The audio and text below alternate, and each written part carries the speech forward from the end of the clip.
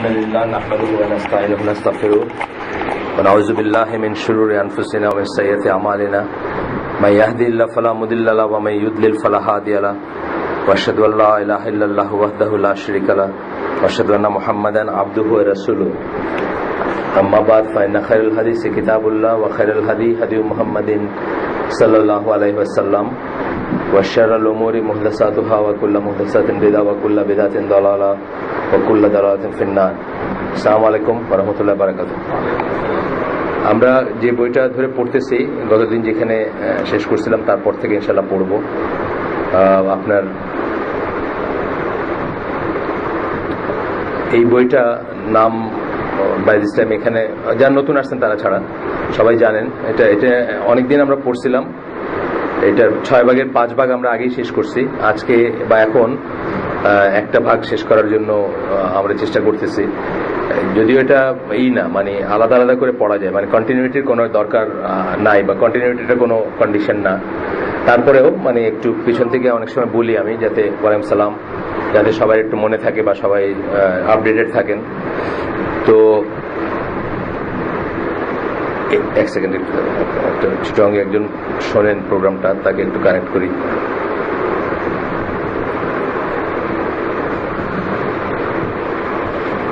এক সেকেন্ড থাক ওরকম অসুবিধা নেই, থাক অন থাকুক।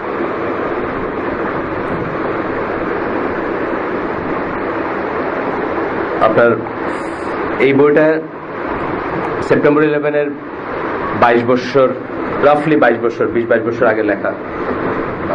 সেপ্টেম্বর 11 না দেখি একটু দেখি আমি প্রথম এডিশনটা কবে। সেপ্টেম্বর 11 অনেকদিন আগে লেখা, মানে মোট কথা সেপ্টেম্বর 11-এর রিয়েকশন হিসাবে না। আচ্ছা পরে দেখি আপনাদের বলবো। তো এই বইটা আপনার ইসলামে নাম হচ্ছে আল গুলু ফিদ্দিন, religious extremism in the lives of contemporary Muslims.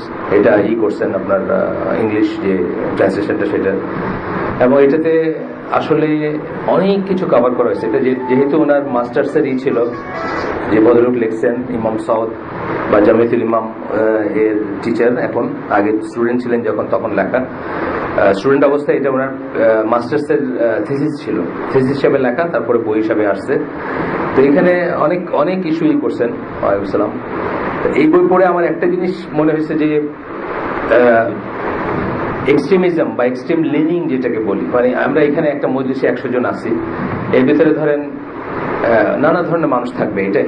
এটাই আল্লাহর সৃষ্টির মানে কি বলবো, আল্লাহর সৃষ্টির নিয়ম যে কোনো দুইটা মানুষ এক ধরনের হবে না। কোনো দুইটা মানুষের আমরা জানি ফিঙ্গারপ্রিন্ট যেরকম আলাদা, তেমনি কালকে কোনো একটা প্রসঙ্গে আমরা বলতেছিলাম যে রং এবং স্মেল, গন্ধ এবং রঙের যে চয়েস, প্রত্যেকটা মানুষের ভিতরে দেখবেন যে একটা আলাদা স্বাতন্ত্র্য আছে। গন্ধটা দেখবেন, এটা আমার নিজের এক্সপিরিয়েন্স লাইফের। আমরা যখন প্রথম হজে গেছিলাম, আমরা মদিনায়, আমি আর আমার ওয়াইফ 94 সালে মদিনায় একখানে আতর কিনতেছি। পাকিস্তানি অরিজিনের একজন বয়স্ক ভদ্রলোক, আমাদের চেয়ে অনেক বড় তখনই। তো উনি আমার ওয়াইফকে মেয়ে বলে সম্বোধন করতেছিলেন উর্দুতে আর কি। তো উনি যখন দেখাচ্ছেন তখন একজন খুব বড় লোক, অনেক পয়সা বোঝা যাচ্ছে, উনি এসে বলছেন আমার খুব ভালো আতর দেখান, মানে তারা আছে ওনার। ফার্স্ট অফ অল উনি বলছেন যে আচ্ছা এদেরকে শেষ করে আমি আপনাকে দেখাবো, আর ভালো আতর বলতে আপনি কি বোঝাচ্ছেন। তো সেই লোক বলছে যেটা রিয়েলি ভালো।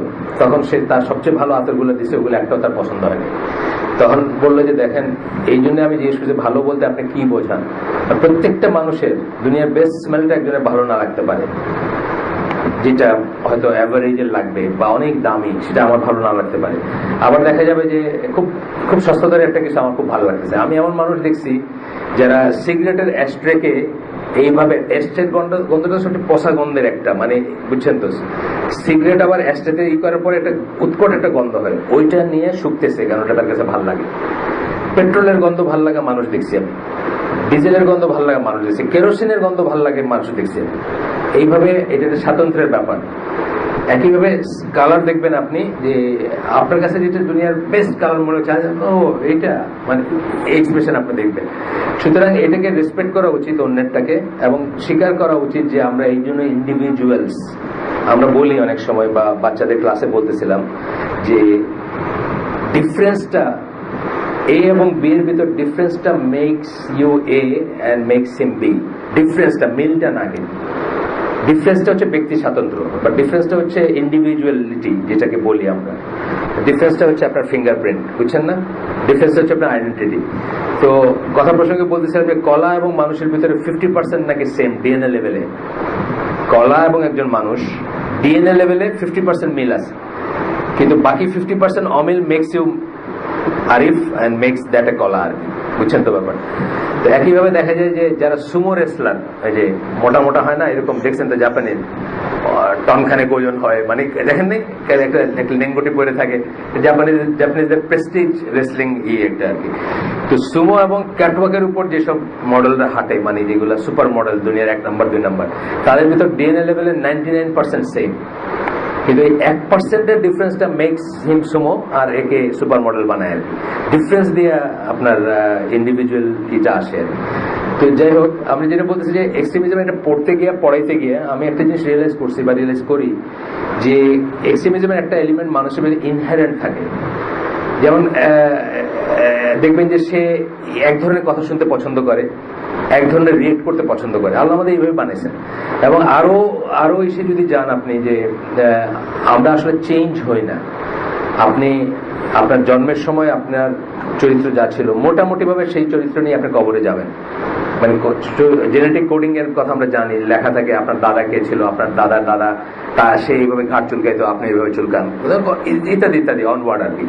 তো সেই জিনিসটা আমরা কিন্তু চেঞ্জ হই না। সুতরাং এই যে এক্সট্রিম লিনিং, যেমন কারো রবিনহুড মেন্টালিটি থাকে।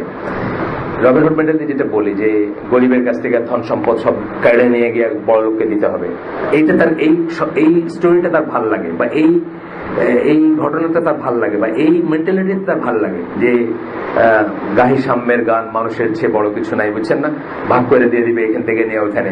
কিন্তু এটা তো জায়েজ না। এটা ভালো লাগা আছে তার ভিতরে, কিন্তু জিনিসটা জায়েজ না। এইভাবে এক্সট্রিমিজমের অনেক জিনিস আমরা দেখি যে আমরা কিন্তু অটোমেটিক্যালি ওইদিকে আমাদের একটা ইনক্লাইনেশন থাকে। আমি নিজেকে দিয়ে বুঝি, অন্যদেরকে বুঝি, কিছু কিছু এলিমেন্ট, হয়তো সবকিছু না। আর এইভাবে আল্লাহ আমাদেরকে বানাইছেন। কিন্তু তাহলে এটা যদি সত্যি হয় যে মানুষ এর চরিত্র চেঞ্জ হয় না, তাহলে এক জেনারেশনের ভিতরে সাহাবীরা কি করে চেঞ্জ হয়েছিলেন, এটা একটা প্রশ্ন থেকে যায়। কি করে এক জেনারেশনের ভিতরে সাহাবীরা দেখা গেল প্রথম দিকে জীবনের একজনের উট আরেকজনের উটের আগে পানি খেয়েছে দেখে মারি ফেলছেন একজন আরেকজনকে, অথবা তার বাপ মারছে, তাদের ভিতরে অন এন্ড অন যুদ্ধ চলতেছে দুইটা ট্রাইবে, এটা নিয়ে সূত্রপাত আর কি। একজনের উটের আগে আরেকজনের উট কেন পানি খাইছিল, সিরিয়ালে ছিল আপনারটা আমার পরে, কিন্তু আপনি আগে চলে আসছেন, আগে খাওয়াই ফেলছেন, আপনার মারি ফেলছেন। মারার পরে অনওয়ার্ড যুদ্ধ চলতেছে দুই ট্রাইবে, অন এন্ড অন। সেই একই মানুষগুলা কি করে এক জেনারেশনের ভিতরে ওই ধরনের চারিত্রিক উৎকর্ষে পৌঁছালো যে নিজেরা পানির পিপাসায় মারা যাচ্ছে, বলতেছে যে পাশের জনকে আগে খাওয়ান, এই করতে গিয়ে সবাই পানি না খেয়ে মরে গেল। একই মানুষ তো। এটা আমার পার্সোনাল, এটা সত্যি নাও হইতে পারে, ঠিক না হইতে পারে, প্রপোজিশন বলতে পারেন, প্রস্তাবনা, যে আসলে তাদের কন্ট্রোলটা আল্লাহর হাতে দিয়ে দিয়েছিলেন আর কি। মানে আমার কি ভাল লাগে, আমি কি চাই, আমি কি পছন্দ করি, এই জিনিসটা ছিল না। মানে মানুষগুলো একই, চরিত্র তাদের চেঞ্জ হয় নাই, কিন্তু চরিত্রের কন্ট্রোলটা আল্লাহর কাছে দিয়েছেন, আল্লাহ রসুলের কাছে। ওনারা যেটা বলবেন ওইটাই আমার করব, ওইটার অনুযায়ী আমি কাজ করব, আমার ইচ্ছা, আমার কন্ট্রোল, মানে রিমোট কন্ট্রোল যেটা বলি, অন্যের হাতে দিয়েছেন। তো এইভাবে এক্সট্রিমিজমের ব্যাপারে আপনি দেখবেন অনেক জিনিস প্যাথোলজিক্যাল, মানে তার চরিত্রের ভিতর আছে, তার যেভাবে সে একটা রং ভালোবাসে, যেভাবে সে একটা গন্ধ ভালোবাসে, যেভাবে আমি বললাম না, যেভাবে তার একটা ইনক্লিনেশন থাকে, চারিত্রিক ইনক্লিনেশন, একইভাবে তার ওই রকম কথাগুলো শুনতে ভালো লাগাটা কিন্তু তার কাছে দলিল, বা ভালো লাগাটা তার অ্যাকশনের পেছনে। এইটা মানে মুসলিমরা ভালো লাগাকে যদি দলিল হিসাবে এনে ধ্বংস হয়ে যাবে মুসলিমরা, এটা আমি বুঝি। কারণ আমাদের ভালো লাগে ইউজুয়ালি খারাপ জিনিসগুলা, আমাদের ভালো লাগে ইউজুয়ালি হারাম জিনিসগুলা, আমাদের ভালো লাগে ইউজুয়ালি সেই জিনিসগুলো যেগুলো আল্লাহ আমাদেরকে নিষেধ করছেন। আর ওইগুলোকে আমরা কি বলি, বেস ইনস্টিংক্টস বলি। বেস মানে একদম মৌলিক তাড়না বলি আমরা, ইনস্টিংক্ট বলতে তাড়না কথাটা আমি ইউজ করেছি, রিপুর তাড়না যেগুলো বলি বা মৌলিক তাড়না বলি। সুতরাং এক্সট্রিমিজমের bulk of it has to do with আমার যেটুকু এই বইটা পড়তে গিয়ে বা পড়াইতে গিয়ে অনেক জায়গায় আমি এটা সিলেটেও খন্ড খন্ড ভাবে আমি এই করছি, যেমন বায়াতের ইস্যুটা করছি, তাকলিদ বায়াত এগুলা সিলেটে আলাদা আলাদা হালাকায় করছি আমি। তো আমি যেটা বুঝছি যে অনেকটুকুই জুড়ে আছে একটা রোমান্টিক ব্যাপার বা একটা ভাল লাগার ব্যাপার, তখন একটা প্রায়শ্চিত্তের ব্যাপারও। দেখবেন আপনার যারা আইএস এ যাচ্ছে বা যারা আল কায়দায় গেছে আগে, তাদের অনেকের প্রোফাইল দেখবেন যে তারা খুব মানে লুজ একটা লাইফস্টাইল ছিল তাদের, হঠাৎ চেঞ্জ হয়েছে, চলে গেছে জিহাদে, সকল যেটা সে জিহাদ মনে করছে, কখনো এটা ঠিক জিহাদ হইতে পারে, কখনো ভুল জিহাদ হইতে, আমি সেই বিতর্কে যাচ্ছি না, কিন্তু over the period of time আমি বলতেছি যে কালকে সে হয়তো একটা লেবাননের একটা নাইট ক্লাবে ছিল, 1 মাস পরে আপনি দেখতেছেন he is landing in Afghanistan. এটা আলাদা একটা প্রায়শ্চিত্ত মেন্টালিটি আছে অনেকের পেছনে, এখানেও আছে, সেটা কথা বলা হচ্ছে যে একসময় সে ফিল করে যে সে আসলে জীবনে আল্লাহ বিরোধিতায় অনেক মানে এতটুকু ডুবে আছে যে এটা সে মনে করে যে মরে গেলে একটা প্রায়শ্চিত্ত হবে, সো সে তার লাইফটাকে ডিসপেন্সেবল মনে করে। এইটাও ঠিক না আসলে, মানে জীবনটা দিয়ে দেওয়াটা জীবনে কোনো সলিউশন না, এটা বুঝতে হবে। এটা আমরা সুন্নাতে দেখছি যে সাহাবীর ওই হুনাইনের যুদ্ধের একটা ঘটনা আমরা জানি যে একজন সাহাবীর কথা রাসূল সাল্লাল্লাহু আলাইহি ওয়াসাল্লামের কাছে খবর আসছে যে ইনি জাহান্নামী হবেন, কিন্তু দেখা গেছে যে হুনাইনের যুদ্ধের রিপোর্ট আসতেছে যে ইনি খুব বীরত্বে যুদ্ধ করতেছেন এবং অনেক কাফেরকে করছেন, মোকাবেলা করছেন বা খুব সাকসেসফুলি আর কি। তখন রাসূল সাল্লাল্লাহু আলাইহি ওয়াসাল্লাম চিন্তায় পড়ে গেছেন যে উনি তো অন্যরকম জানতেন। তখন খবর আসছে যে না, উনি শেষ পর্যন্ত অনেক আঘাত পাইছেন এবং এগুলো সহ্য করতে না পারে আত্মহত্যা করছেন। তখন রাসূল সাল্লাল্লাহু আলাইহি ওয়াসাল্লাম বলছেন ঠিক আছে, তাহলে আমার কাছে যে ইনফরমেশন ছিল সেটার সাথে মিলতেছে আর কি। তো এই যে ব্যাপারগুলো যে মানে অনেক সময় আমরা মনে করি যে কারণেই হোক, এটা ফিজিক্যাল ইনজুরির জন্য উনি মনে করছেন, কিন্তু ফিজিক্যাল ইনজুরি ছাড়াও আমরা একটা অ্যাগনির জন্য, একটা গিলটি ফিলিং এর জন্য অনেক সময় মনে করি যে এই জীবনটা বোধহয় পরিসমাপ্তি ঘটলেই ভালো, এই জন্য আমরা কোথাও চলে গেলাম বা সে ওইরকম একটা সিচুয়েশনে গেলাম। কিন্তু আসলে এটা আপনার কাছে চাওয়া হয় নাই, জীবনটাকে এন্ডিওর করতে হবে। আল্লাহ সাহাবীরা আল্লাহ রাসূলের কাছে বলছেন যে আমরা তাহলে খাসি হয়ে যাই, প্রপোজ করছিলেন, ক্যাস্ট্রেশন যেটাকে বলে। আল্লাহ বলছেন না, ক্যাস্ট্রেশন হয়ে গেলে আপনার তো কোনো ইনস্টিংক্ট থাকবে না, তখন আপনার ভালো আর মন্দের ভিতরে ত্যাগ করলেন কি করলেন না এটার কোনো মিনিং নেই। এইভাবে থেকে লোকালয়ে থেকে মানুষের ভিতরে থেকে সমাজের থেকে এন্ড দেন ইউ মিট, পরীক্ষাগুলো উত্তীর্ণ হইলে তাহলে আপনি জীবনটা এন্ডিওর করলেন। আল্লাহ আপনাকে যে টেস্টে পাঠাইছিলেন, life is all about test, এটা আমরা জানি, ইসলামের একটা কি বলবে মানে কয়েন্ড একটা ফ্রেজ এটা, যে life is all about test. জীবনের দরকারই ছিল না যদি টেস্ট না হতো, জীবনের দরকারই হয়েছে বা জীবনে আল্লাহ আমাদেরকে পাঠাইছিলেন শুধু এই টেস্টটুকুর জন্য, সো দ্যাট আমরা বলতে না পারি যে আমাদেরকে সুযোগ দিলে আমরা জাহান্নামী নাও হইতে পারতাম, অথবা আমাদেরকে সুযোগ দিলে আমরা এটা করতেও পারতাম, সেটা যেন না বলি, এই জন্য আমাদের একটা টেস্টে পাঠাইছেন। এবং টেস্ট বলতে আমরা অনেক সময় মনে করি বড় একটা ক্যালামিটি না, এটা এভরি মোমেন্ট এবং এভরি ডে।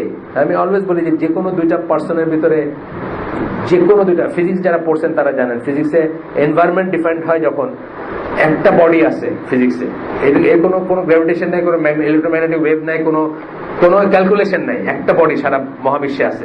দুইটা বডি আসলে শুরু হয়ে গেল ক্যালকুলেশন, বুঝছেন না? ফিল্ড, গ্র্যাভিটেশন, এইটা সেটা, কত রকমের ক্যালকুলেশন শুরু হয়ে গেল।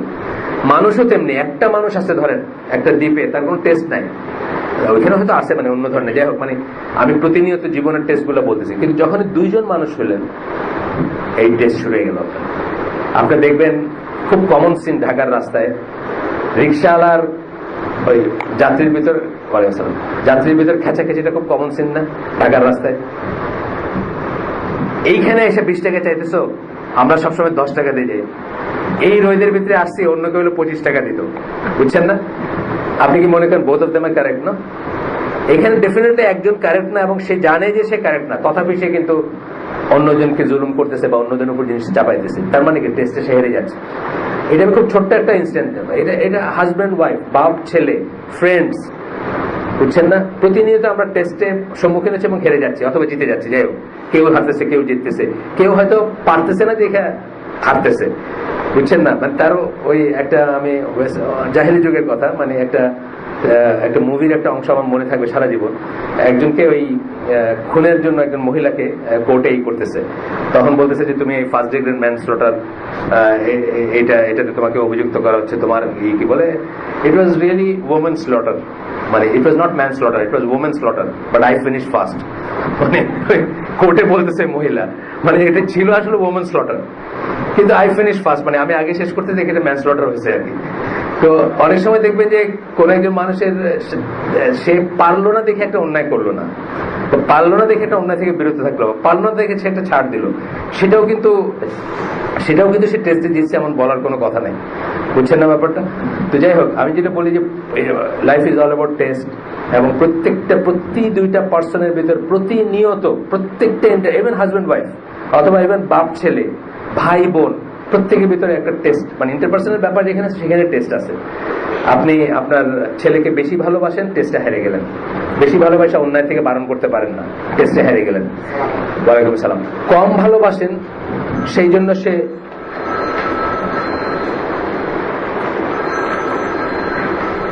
এমন একটা ফোন বাজতেছে যেটা বাজার কথা না।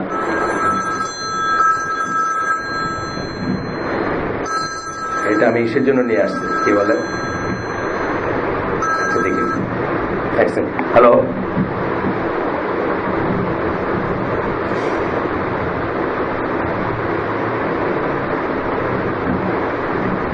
সেলিম তো এখন নাই। আচ্ছা, আমি হাসানকে দিয়ে পাঠাই। 11 নম্বর মাথা না 12 নম্বর? আচ্ছা ঠিক আছে, হাসান একটু শামীম হাসানকে দিয়ে যাচ্ছেন তো একটু। দুইটা ফোন, এই যে রেজিস্ট্রেশনের জন্য বললাম না, একটু প্লিজ। হ্যাঁ, 11 নম্বর মাথায় এখানে কোথাও শামীম হাসান। হ্যাঁ, তো আপনি কিন্তু হেরে গেলেন। মানে বাবা ছেলেকে কম স্নেহ করলো, কম স্নেহের জন্য ছেলে বিগড়ায় গেল, অথবা কম স্নেহের জন্য ছেলে আসে না, নষ্ট হয়ে যায় না, কম স্নেহ করার জন্য নষ্ট হয়ে যায়। আমাদের অ্যাপার্টমেন্ট যেটাতে থাকি, একজন মা, তাদের একটা অটিস্টিক চাইল্ড আছে। তো মা, টিচার, তারা খুব চেষ্টা করতেছে তাকে কথা বলাইতে, ই করতে। এই বাপটা কিন্তু was the only other person যে পুরো অ্যাপার্টমেন্টে ফজরের নামাজে যাইতো আমার সাথে ফর ইয়ার্স। এখন কিন্তু সে নামাজে যায় না, কোনো নামাজে যায় না। নাউজুবিল্লাহ, যদি সে অটিস্টিক চাইল্ডের জন্য মনে করে যে আল্লাহ আমাকে এই বাচ্চাটা দিচ্ছেন, আমি নামাজ পড়ে কি করবো, সে কিন্তু হেরে গেছে অলরেডি। আচ্ছা, এদের যে বড় ছেলেটা, ফজর থেকে শুরু হয় বকা পড়ার জন্য, চিৎকার বকা। মানে আমি চিন্তা করতেছি, আমি তো এই বয়সেই পারলে মানে যেদিকে চোখ দিয়ে চলে যেতাম যদি আমার মা আমাকে এরকম প্রতিনিয়ত এরকম বকা দিত। একদিন আমার সাথে লিফটে, আমাকে তো ওরা জানে আমি কে ওইখানে, আমি তো ওইখানকার আমাদের সিএমএ আছে, একটা অ্যাডমিনিস্ট্রেশন আছে, ওটার প্রেসিডেন্ট, যাই হোক হোয়াটএভার, সম্মান করে, আসসালামু আলাইকুম, ওয়ালাইকুম সালাম, এই পর্যন্ত। তো বাচ্চাটাকে নিয়ে কোনো একটা রেজাল্ট কোথাও গেছিল, কারণ আমি বুঝতেছি হাতে ব্যাগ ট্যাগ আছে, হয়তো বিকালে রেজাল্ট দিছে বা কোনো একটা, হয়তো কোচিং হইতে পারে, আমি জানি না। বাচ্চাটা এর চেয়ে ছোট বোধহয় বা এরকম সাইজ। সারাক্ষণ সে বকতেছে, এখন থেকে কম খাবা, খালি তো খাওয়াগুলো কোথায় যায়, মানে দাঁড়াও আজকে তোমার আব্বা আসুক আমার সামনে, বুঝছেন না? এটা কিন্তু একটা পার্সোনালিটি ব্রেকডাউন করে দেয়। এই বাচ্চাটার কোনো ব্যক্তিত্ব হবে না, সমস্ত ব্যক্তিত্ব ব্রেকডাউন করে দিচ্ছে। কেন? রেজাল্টের জন্য। কি হয়েছে রেজাল্টে? না ফার্স্ট হয় না, নাহলে 80 পায় না, নাহলে 90 পায় না, কি হয়েছে? এই যে জিনিসটা বলতেছে, এইগুলাও কিন্তু পরীক্ষায় হারা। এই মাটা বা এই বাপটা যাদের কথা বললাম, এরাও কিন্তু এই সিম্পল পরীক্ষায় হেরে গেল। মানে তাদের বাচ্চা বেস্ট হইতে হবে। সবাই কি ফার্স্ট হইতে পারবে দুনিয়া? মানে ধরেন থিওরিটিক্যালি যদি আমি বলি, ফার্স্ট তো একজনই হবে। তা আমি যাকে, মানে আমি যদি ইনসিস্ট করি যে আমার বাচ্চাকে ফার্স্ট হইতেই হবে, এটা তো একটা, মানে আপনি বুঝছেন তো, প্রবাবিলিটি অনুযায়ী কত একটা ইমপ্রবাবল জিনিস আমি ইনসিস্ট করতেছি। একে ফার্স্ট হইতেই হবে, একে এটা হইতে হবে। সাধারণত দেখবেন যে বাবা মাগুলো ডাফার ছিল, ওরাই কিন্তু বেশি চায় যে বাচ্চা ফার্স্ট হইতেই হবে তাই, কারণ নিজে যেটা হইতে পারে নাই ওটা হইতে চায়। আমাদের সময় আমরা যখন বড় হচ্ছি, আমাদের এক ফ্রেন্ডের বাপ ছিল, ওই বড় ছিল, ওই যে গভর্নমেন্টের বড় অফিসে ছিল, লেবার ডিপার্টমেন্টের, এই সংসদ ভবনের পাশে যে 2 তলা কতগুলো গোল্লা বিল্ডিং আছে না, ওইগুলো থাকতো। তো একদিন ওর মা ছিল না, তো দাওয়াত খাইতে বা খাওয়া দাওয়া থাকলে উনি এসে আমাদের কি করতেন, তদারকি করতেন বা যত্ন নিতেন আর কি। তো আমাদের সামনেও একদিন বলতেছে, আমি আমেরিকা আছে, ওখানে ইন্ডাস্ট্রি টিচার, ওখানে আমাদের সামনে বাপরে জিজ্ঞেস, আব্বা আমার একটা প্রশ্ন আছে, কার বাপের স্কুল বাড়ির কাছে ছিল আর কার বাপ পরীক্ষায় সেকেন্ড হইতো? কারণ বাপেরা শুধু গল্প বলে তোমরা এত আরামে পড়াশোনা করতেছো, আমরা এত মাইল হাইটে গিয়ে আর এতটুকু সাঁতরায় গিয়ে স্কুলে যেতাম। আমি জানতে চাই কার বাপের স্কুলটা কাছে ছিল। আর সব বাপ বলে আমরা যখন বড় হচ্ছি তখন তো ফার্স্ট হইতাম, তোমরা কি এইসব রেজাল্ট, কার বাপ সেকেন্ড হইতো? সবাই বাপ তো ফার্স্ট হওয়া সম্ভব না। তো এই যে ব্যাপারগুলো বলছে ইন্টারপার্সন, আবার আমরা ফিরে যাচ্ছি যে ইন্টারপার্সনাল আমরা খেয়াল করি না, প্রতিটার সম্পর্কে কিন্তু টেস্ট আছে, এবং হয় আমরা জিততেছি না আমরা হারতেছি প্রতিনিয়ত, প্রতিদিন। সুতরাং life is all about test. এই জন্য এখানে পাঠানো, এই জন্য এত ভ্যারাইটি মানুষ আল্লাহ তৈরি করছেন, এবং ভ্যারাইটি মানুষের এক একজনের রুচি এক এক রকম হবে। তার ভিতরে একটা হচ্ছে এই যে বললাম যে এক্সট্রিম জিনিসগুলোর প্রতি একটা ইনক্লাইনেশন থাকতে পারে, এটা প্যাথোলজিক্যাল। আমি বলছি যে তার এই লাইনের কথাগুলোই ভাল লাগে, এই ফ্রেমের কথাগুলোই ভাল লাগে, এটা আমরা এটা পড়তে গিয়ে বুঝছি। এবং এটা দোষের কিছু না, কিন্তু এইটাকে এন্ডিওর করা তার জন্য টেস্ট ছিল, যেটা সে পারলো না করতে। আসেন, কষ্ট হয়েছে বেশি? আচ্ছা, জায়গা চেঞ্জ করে ফেলেন, আসেন এখানে। আচ্ছা, এটাকে এন্ডিওর করাটাই হচ্ছে তার জন্য টেস্ট। এটা থাকাটা কিন্তু তার জন্য দোষের কিছু ছিল না, বুঝছেন না ব্যাপারটা? আমাদের যে ইনক্লিনেশন, যার যে ইনক্লিনেশনটা আছে, আমি লাল রং পছন্দ করি, এটা দোষের কিছু ছিল না, কিন্তু লাল রঙের জন্য শহীদ হয়ে গেলাম, এখানে দোষ হয়ে গেল, বুঝছেন না? বা লাল রঙের জন্য একটা কম্প্রোমাইজ করে ফেললাম অন্য জায়গায়, সেখানে আমার দোষ হল। সুতরাং এইসব করতে গেলে একটা জিনিসই করতে হবে, আমাদের কন্ট্রোলস যেটাকে আমরা বলি, অথবা রিমোট কন্ট্রোল যদি বলেন, ইজি বোঝা যায় রিমোট কন্ট্রোল বললে। কন্ট্রোলসটা অনেকে বোঝেন না, সায়েন্সের যারা তারা বুঝবেন। আমাদের কন্ট্রোলসটা আল্লাহ রসুলের কাছে দিতে হবে, শরিয়ার কাছে দিতে হবে, আমাদের ভাল লাগার কাছে দিলে হবে না, তাহলেই কিন্তু হইতো। হ্যাঁ, I may not like something. এই যে ইয়াসির কাদের একটা শুনতেছিলাম অনেক বছর আগে, ওই পলিগামি বা পলিজিনি নিয়ে কথা হচ্ছে। কোন একজন মহিলা বলছে, I just cannot take it যে ছেলেরা দুইটা বিয়ে করতে পারবে আর মেয়েরা দুইটা, মানে এরকম কিছু একটা বলছে। তো বলছে সিস্টার, ওইখানে ওই সময় মানে 15-20 বছর আগের কথা, বলতেছে যে ইট ইজ ওয়ান থিং, আপনার একটা সতীন ভাল লাগবে না বা সতীনকে হিংসা লাগবে, উই অল এগ্রি, কিন্তু আপনি যদি বলেন আই ক্যানট টেক ইট, আপনি কিন্তু আল্লাহর লকে চ্যালেঞ্জ করতেছেন, আপনি কিন্তু কাফের হয়ে যাওয়ার চান্স আছে। আমার ভালো লাগতে হবে এমন কোনো কথা নেই, সব বিধানগুলো আমার ভালো লাগে এমন কোনো কথা নেই। যেমন রোজা রাখতে গিয়ে আমার ভালো লাগে, আমার কোনোদিন ভালো লাগে না, কারণ লাগতে পারে, আমার লাগে না। আমার এনার্জিটা জাস্ট হাফ হয়ে যায়, আমি কোনো পড়াশোনা করতে পারি না, আমার কিছুতে কনসেন্ট্রেট করতে পারি না। এর দোষের কিছু না, আল্লাহ আমাকে এইভাবে বানাইছেন যে আমার ভিতরে সুগার ইনপুট বা এনার্জি গেলে আমার ভাল লাগবে, এনার্জি না গেলে আমার ভাল লাগবে না। আমার ভাল লাগতে হবে এটা বলেন নাই, আমি একদম মারহাবা বলে রোজা রাখবো, বুঝছেন না, সেটা বলেন নাই। কিন্তু আমাকে রোজাকে ফরজ মনে করতে হবে, সম্মান করতে হবে, যে সমস্ত নর্মস গুলো আছে সেগুলো মানতে হবে, ভালো না লাগলেও আমাকে রাখতে হবে, 30টাই রাখতে হবে। এইটা হচ্ছে কথা, এটা হচ্ছে লাইফকে এন্ডিওর করা বললাম আমি, এইটা বোঝালাম। এইভাবে প্রত্যেকটা ফিল্ডে, আমি রোজা দিয়ে একটা জাস্ট উদাহরণ দিলাম যে আমি জানি না আপনাদের কারো লাগতে পারে, আমার কিন্তু রোজা রাখতে কখনো ভালো লাগা বলতে যেটা বুঝি, I don't enjoy the moments. হ্যাঁ, আমি চুপচাপ থাকি, আমার লো অন গ্যাস মনে হয় নিজেকে, বাইরে যাওয়ার দরকার না হলে আমি অযথা বাইরে হই না, বুঝছেন না ব্যাপারটা? আমি একদম নাচতে নাচতে আমি সবই করতে পারি, এটা আমি কোনোদিন বলিনি, এটা আমাকে বলতে বলেনও নেই আল্লাহ, কিন্তু আমাকে এটাকে একসেপ্ট করতে বলছেন, এটা নর্মস গুলো মানতে বলছেন, এটা নিয়মগুলো মানতে বলছেন, এটাকে সম্মান করতে বলছেন, একটা ইবাদত মনে করতে বলছেন, আমি সেগুলো করলে আমি সেফ। একই ব্যাপার, জাকাত দিতে সবসময় আমার ভালো লাগবে এমন কোনো কথা না। আমি যারা চাকরি করতাম অনেক পয়সা জাকাত হইতো, বুঝছেন না, মানে অনেক মানুষ সারা বছর এটা কামাইও করে না, এটা আমি সবসময় বলতে পারবো না যে আমাকে খুব খুশি হয়ে আমি সবসময় দিচ্ছি না, কিন্তু আমি ফরজ মনে করে দিচ্ছি। হয়তো আমার সবসময় ভালো লাগে না, হয়তো আমার মনে হয়েছে ইস এত করে টাকা, মানে হয়তো মনে হয়েছে যে এই টাকা দিয়ে 2বার মালয়েশিয়া ঘুরে আসতে পারতাম ফ্যামিলি নিয়ে, কথার কথা, একটা কথা বলতেছি, ভালো লাগতে হবে এটা কিন্তু বলেন নাই কখন। ভাল লাগে যাদের তাকওয়া আছে, যাদের ভালো লাগবে, এটা একটা এক্সট্রা প্লাস পয়েন্ট, ঠিক আছে। একই কথা, বিলবোর্ডের দিকে তাকাইতেই ঘৃণা লাগবে, আমি আই হেট ইট, না এটা আমি এখনো বলতে পারি না, আমি এখনো বলতে পারি না এটা, but I should not look at it because Allah said so. এইটাই life is all about test বলতে আমি এইটাই বোঝাচ্ছি। আমার সবসময় সবকিছু, এরকম বুজুর্গ আছেন যারা ওই তাকাইতে ইচ্ছা করে না মেয়েদের দিকে, সেটা আলাদা ব্যাপার, তারা একটা লেভেলের উপরে চলে গেছে। আমি নিজের ব্যাপারে এটা বুঝতে পারি না, আপনাদের ব্যাপারে আমি জানি না। সুতরাং আমাকে জোর করে চোখ নামাইতে হবে, এবং আল্লাহ এটাই চাইছেন আপনার কাছে। নট নেসেসারি আপনার বেসিক ইনস্টিংক্টই হবে যে না আমার চোখ এদিকে যাবেই না, এটা এমন কোনো কথা না। এইভাবে চিন্তা করলে দেখবেন, বুঝবেন life is all about test, এই কথাটা মানে কি। এবং এই যে লেকচার শুনি আমরা বা যা কিছু দেখি, আমি এরকম মানুষকে জানি ঢাকা শহরে, তার সমস্ত জ্ঞান, দিনের জ্ঞান হচ্ছে ভিডিও দেখে, শুধু ভিডিও দেখে, ইউটিউব সাহায্য, সমস্ত দিনের জ্ঞান হচ্ছে ইউটিউব থেকে। এবং সে পারলে কালকেই কোথাও চলে যায়, এটাও ইউটিউব থেকে। ইউটিউবের রোমান্টিসিজম, কিন্তু এটা রোমান্টিসিজম, এটা ট্র্যাপে পড়লে আপনি হারিয়ে গেলেন, টেস্টে হারিয়ে গেলেন। এই বুঝতে হবে প্রতিনিয়ত আমাদের হয়তো জিততেছি বা হারতেছি। এই বইটা পড়ে আমি বিশেষ করে এই জিনিসগুলো রিয়েলাইজ করছি যে আমাদের কারো কারো ভিতর ন্যাচারাল কিছু ইনক্লিনেশন আছে, থাকবে। এটা টুয়ার্ডস গান থাকতে পারে, টুয়ার্ডস যুদ্ধ থাকতে পারে, টুয়ার্ডস স্যাক্রিফাইসিং লাইফ থাকতে পারে। আপনারা জানেন কিছু কিছু মানুষকে খেয়াল করলে দেখবেন রাস্তায় যদি গাড়ি চালান যারা বা যারা, তারা দেখবেন খুব রিস্ক নিয়ে রাস্তা পার হচ্ছে, অথচ সে আরো আগে পার হইতে পারতো বা গাড়িটা চলে গেলে পার হইতে পারতো। এটা কিন্তু একটা ইনহেরেন্ট কোয়ালিটি তার ভিতরে বা ইনহেরেন্ট ক্যারেক্টারিস্টিক তার ভিতরে কি, যে সে এটা এনজয় করে রিস্ক নিয়ে রাস্তা পার হওয়াটা। তার ভিতরে হরমোন হ্রাস হয়, সে উত্তেজনা বোধ করে এবং সে এই যে জাস্ট বাতাসটা পাইলো বাসের, অথচ পার হইতে পারলো, এটাতে সে সাংঘাতিক আনন্দ উপভোগ করে। এই লোকগুলা এটা পড়াশোনা করলে বুঝবেন যে এই লোকগুলাকে দেখবেন আপনার তারা জুয়া খেলতে খুব পছন্দ করে।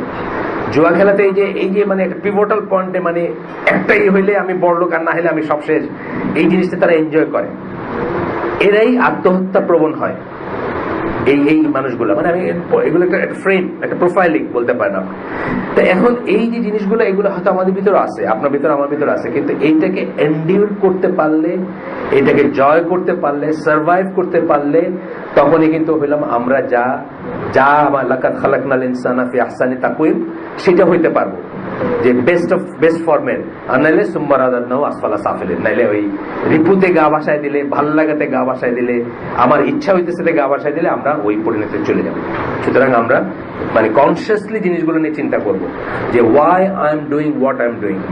কোন একটা জিনিস আল্লাহর নামে করতেছি অথবা ধর্মের নামে করতেছি অথবা বলতেছি যে আমি প্র্যাকটিসিং মুসলিম বা আমার বিলিফ বা ইসের নামে করতেছি, কিন্তু তারপরে আমি নিজের প্রশ্ন করবো আসলে কি আমি তাই করতেছি, আমি যা করতেছি সেটা কেন করতেছি। সেটা একটা বক্তৃতা হইতে পারে, সেটা একটা ফান্ড রেজিং হইতে পারে, সেটা রাস্তায় গিয়ে আপনার ওই বাক্স দিয়া করে না, এই ঠিক আছে আজকাল প্রায় দেখা যায় ইউনিভার্সিটির পোলাপানে বাক্স নিয়ে বাইরে, দেখেন না গাড়িতে বাক্স নিয়ে বাইরে, হলদে জামা পরা বা একটা পরা, অমুক ভাইয়ের একটা ভাই কিছু একটা হয়েছে তার কিসের জন্য। একদিন ভোরবেলায় আমি হাঁটতেছি এই ইসের ভিতর দিয়ে 5টা সামথিং ধানমন্ডি লেকের পাশ দিয়ে, তো এক লোক দেখি সব হেঁটে যেতেছে যারা তাদেরকে একটা করে দেয়। আমি যখন আসলাম খুব একটা ইন্টারেস্টেড না মনে হলো আমাকে দিতে আর কি।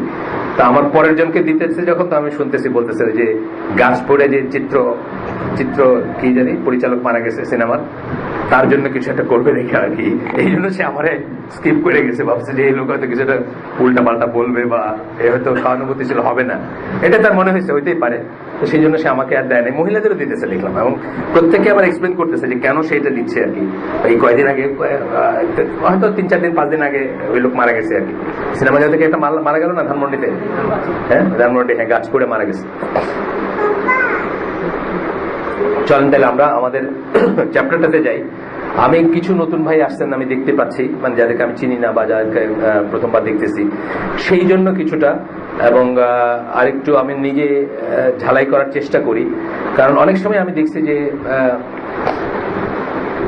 অনেক অনেক প্রমিজিং একটা ছেলে, অনেক ভালো একটা ছেলে, অনেক বড় একটা সম্পদ মুসলিম উম্মার জন্য হইতে পারতো, দেশের জন্য হইতে পারতো, তার ফ্যামিলির জন্য ছিল, সে বিধবা মায়ের ছেলে, সে বেঘরে কোথাও গিয়ে প্রাণ দিচ্ছে। এই যে টেন্ডেন্সিটা বা এই যে তার ভিতরে এটা অনেক সময় ইনহেরেন্ট, কিন্তু সে যেহেতু ইউটিউব শায়েখদের কাছ থেকে নিছে অথবা youtube.com মুসলিম, সেই জন্য কিন্তু সে আসলে এটার এই ধারণাটার আসার আগেই সে তার জীবন স্যাক্রিফাইস করে দিতে চাইছে যে আসলে এইগুলাও এক ধরনের টেম্পটেশন, এইগুলাতে ভিতরে এক ধরনের থাকে যে রোমান্টিসিজম থাকে, অথবা এক ধরনের ইনক্লাইনেশন যেটা আমার ভালো লাগে, অ্যাকচুয়ালি নট হোয়াট ইজ ভালো, তাই না, ভালো লাগে সেই জন্য আমি এটার পিছনে যাচ্ছি বা এটার পিছনে দৌড়াচ্ছি। আসেন আমরা গতদিন আসছিলাম যে প্রথমে আমরা পড়লাম যে ইসলাম ইন জেনারেল জ্ঞানের পক্ষের ধর্ম। ইন জেনারেল জ্ঞান এবং অজ্ঞান বলতে আমি বোঝাচ্ছি মূর্খতা আর কি, অজ্ঞানতা মানে জ্ঞান এবং জ্ঞানহীনতার ভিতরে জেনারেলি স্পিকিং ইসলাম অলওয়েজ জ্ঞানকে প্রেফার করবে, এটা আমরা প্রথমে এস্টাবলিশ করলাম। কথা বলছি আমরা, এটা নিয়ে শেষ কথা, আবার আসবে হয়তো সেটা। তারপরে আমরা পড়লাম কি, একটা গ্রুপের কথা পড়লাম, বা এক্সট্রিমিস্ট যারা, তাদের ভিতরে যে টেন্ডেন্সিটা থাকে সেটার কথা পড়লাম, যে তারা বলতে চায় যে আমরা একটা উম্মি জাতি এবং আমাদের ভিতরে পড়াশোনাটা আমাদের জন্য নর্ম না, শুধু যেটুক না হইলেই নয় সেটুক করতে পারি, কিন্তু নর্মালি আমরা উম্মি থাকবো। এবং এইটার পেছনে অনেক অনেক বড় বড় মানুষদেরও মত আছে। বড় বড় মানুষদের মত মানে যারা, ওই যে বললাম, যারা নিজের জীবনকে অকাতরে স্যাক্রিফাইস করে দিছে বা দিতে বলছে মানুষকে, মানে খুবই ইখলাস একদিক দিয়ে দেখবেন, কিন্তু তাদের কিন্তু এইদিকে মত ছিল। যেমন তাকফির ওয়া হিজরার কথা আমরা পড়তেছিলাম, পার্টিকুলারলি তাকফির ওয়া হিজরার কথা যারা নাম জানেন না তাদের মানে জ্ঞাতব্য বিষয় হচ্ছে যে আপনার 60s মানে গত শতাব্দীতে অথবা গত 2-3 শতাব্দীতে সবচেয়ে ভয়ঙ্কর এক্সট্রিমিস্ট গ্রুপের একটা ছিল সেটা ইজিপ্টের, যাদের ছিল যে প্রথমে ছিল যে শাসকরা কাফের, দেন ছিল যে শাসকদেরকে যারা কাফের বলেন সব আলেম ওলামা কাফের, তারপরে ছিল সেসব আলেম ওলামার পেছে যারা নামাজ পড়ে সবাই কাফের। তার মানে আলটিমেটলি আসছিল যে তাদের গ্রুপের বাইরে সবাই কাফের, আর কেউ মুসলিম না। এই ধরনের এক্সট্রিমিস্ট একটা গ্রুপ ছিল। তো ওইটার যে আমির ছিলেন শুকরি মুস্তফা, ওনার আমরা কতগুলোই পড়লাম যে উনি নানা জায়গায় বলছেন যে ইন জেনারেল মুসলমানরা পড়াশোনা করবে না, ইন জেনারেল মুসলমানরা মানে স্কুল কলেজে পড়াশোনা করবে না, তারা উম্মি জাতি, তারা এটাই হচ্ছে সুন্নাহ বা এটাই হচ্ছে নর্ম। তবে যদি কোনো বিশেষ কারণে কারো পড়াশোনা করতে, সেটা অন্য কথা।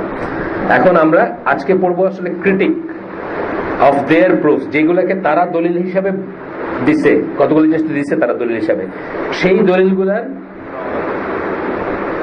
হয়ে গেল নাকি? মাশাআল্লাহ, তা আপনি তো স্পেশাল ট্রিটমেন্ট পাইছেন।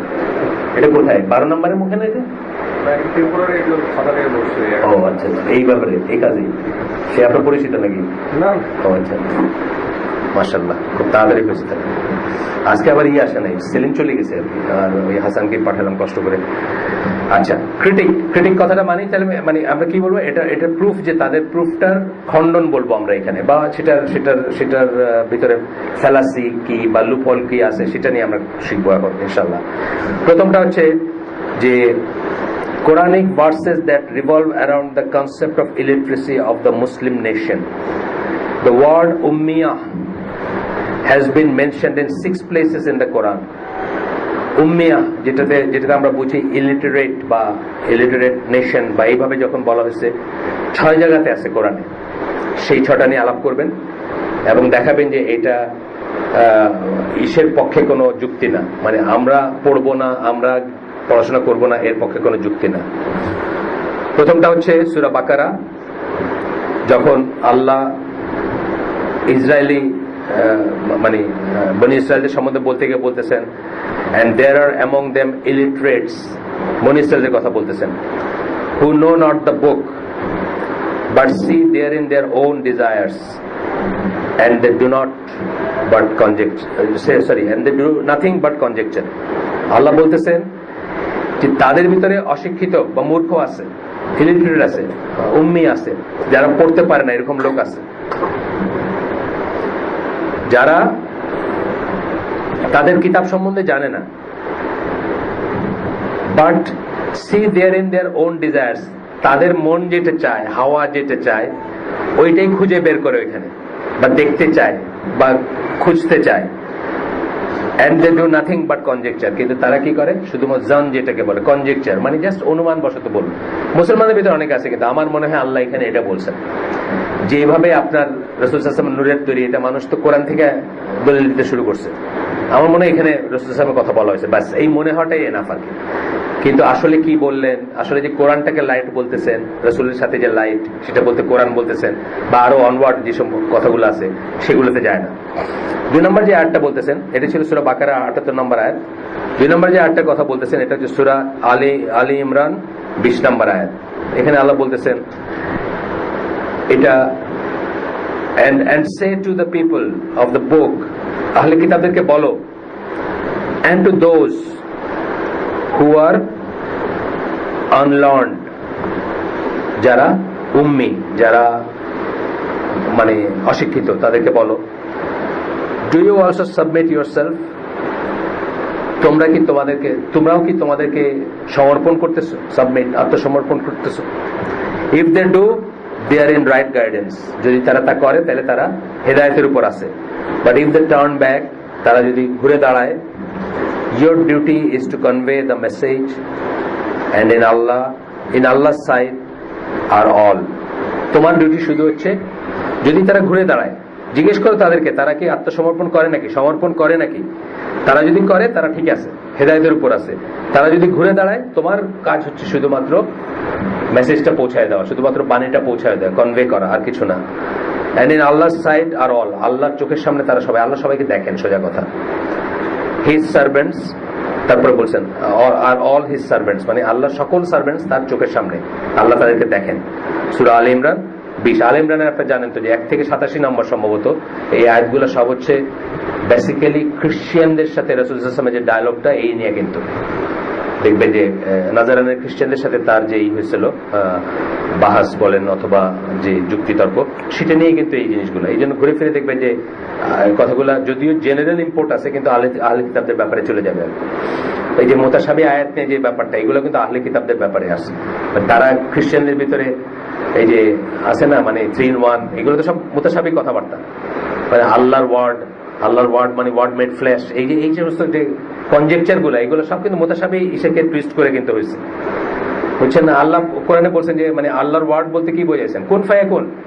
সৈয়দ কুতুব তার তাফসিরে বলছেন বা অন্যরা বলছেন যে ঈসা আলাইহিস সালাম আল্লাহর ওয়ার্ড মানে কি, আল্লাহর ওয়ার্ড আল্লাহ বলছেন হও হইছেন, বাস এইটা বোঝানো হয়েছে। কিন্তু তারা কি বলে, ওয়ার্ড মেড ফ্লেশ। তারা বলে যে আল্লাহর ওয়ার্ড মাংসে পরিণত হয়েছে। আর আমাদের বলে ওয়ার্ড মেড বুক, কোরআন। মানে তারা কিন্তু ওই যারা এগুলো ফিলোসফি, এগুলো হলো কনজেকচার, এবং এগুলো হচ্ছে কি বলে আমরা ফিলোসফি বাংলা কি, দর্শন মানে ইউ ক্যান সে এনিথিং। আপনি বলেন না এই ফ্রেন্ডটা আমি দেখতেছি যে এইভাবে না ঘুরে এইভাবে ঘুরতেছে, আপনি দেখতেছেন আর কি, আমি তো এরকম দেখতেছি, বাস এই যে দর্শন মিনস দ্যাট। দর্শন হচ্ছে কি, মানে সামটাইমস, মানে এখন আস্তে আস্তে ওই ফিজিক্সে হাতড়ায় সব শেষ হয়ে গিয়ে এখন ফিজিক্সও দর্শন হয়ে যেতে চাচ্ছে। বলতেছে যে কোনো একটা প্রপোজিশন বা যে কোনো একটা observation is true to the observer only, বাকিদের জন্য ট্রু নাও হইতে পারে। এটা টু সাম এক্সটেন্ট সত্যি, কিন্তু এটাকে সবকিছুর উপরে কিয়াস করাতে মারাত্মক সমস্যা হয়ে গেছে। টু সাম এক্সটেন্ট সত্যি, যেমন ধরেন আপনি যখন একটা ট্রেনে যাচ্ছেন, আপনি খেয়াল করছেন কি জানেন, ট্রেনে চাক্কা মারে না পোলা, মানে ওই যে ইটা মারে, আপনি দেখবেন ঠেলাটা এইরকম করে এসে যায়, আপনি দেখবেন ট্র্যাজেক্টরিটা দেখবেন এইভাবে আসলো ইটটা। আপনি যদি ট্রেনে বসে থাকেন, মাটিতে আছেন, আপনি দেখলেন একটা ছেলে ডিল মারলো, সোজা স্ট্রেট লাইনে গেল। এইটুকু আমরাও একনোলেজ করি, কিন্তু সবকিছুকে ল্যান্ড করে দেব বইলে যে সবকিছু হচ্ছে মানে সাবজেক্টিভ, অবজেক্টিভ বলতে কিছু নাই, ভেরি ফ্যালাসিয়াস আর কি।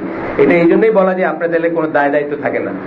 আপনি বান্দর থেকে মানুষ আসতে বলছেন, ওইটাও ঠিক, আবার আমি বলছি বান্দর থেকে মানুষ আসে না, এটাও ঠিক আর কি, বুঝছেন না। কোথাও কোনো দায়বদ্ধতা থাকে না। এইটা হচ্ছে এটার মুশকিলটা আর কি। এই জন্য আমরা কি বলি যে সায়েন্স পড়বেন, এবং সায়েন্সের এম্পিরিক্যাল সায়েন্সের যে a+b, ধরেন কথা পিথাগোরাস থিওরেম আছে, a² + b² = c², Pythagoras theorem, এটা নেবেন। কিন্তু ফিলোসফি অফ সায়েন্স নেবেন না। ফিলোসফি মানে দর্শন, যেখানে বলে যে যেন নহে এই সেই, বুঝছেন না। আপনি আপনার কনজেকচার গুলাকে এই করেন। আসেন, যেটা বলতেছিলাম যে মুতাশাবি, এই বলতেছিলাম মুতাশাবি আয়াতগুলা আল্লাহ নিষেধ করছেন আমাদেরকে, এবং স্কলারদের কাছে যাইতে বলছেন। স্কলাররা ছাড়া কেউ জানে না এটা বলছেন, বা আরো অন্যান্য কথা আসছে এখানে।